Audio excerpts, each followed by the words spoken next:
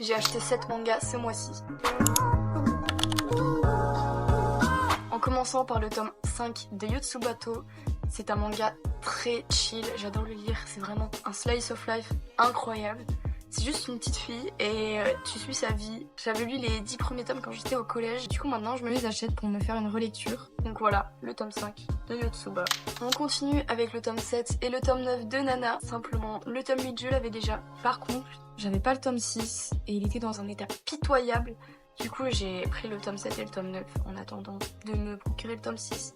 Je complète la série petit à petit, donc manga un peu romance, slice of life, donc sur deux filles qui s'appellent Nana, qui se sont rencontrées par hasard.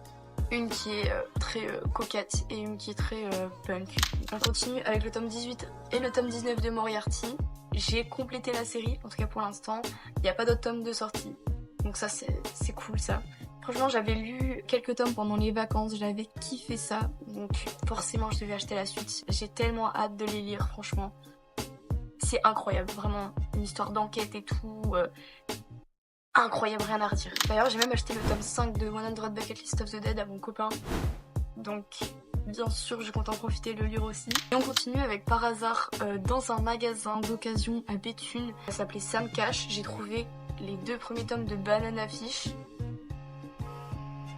à 6 euros. Ouais, 6 euros l'unité. Genre, j'étais choquée, j'ai dépensé 12 euros. Alors qu'à la base, ça coûte 17 euros l'unité. Enfin, c'est énorme. Moi, je trouve ça incroyable.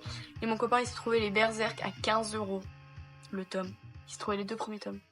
Édition Prestige, hein, je précise, mais je pense que vous avez compris. On était ravis. On était trop contents d'avoir trouvé ça, franchement. Incroyable. Voilà, n'hésite pas à t'abonner.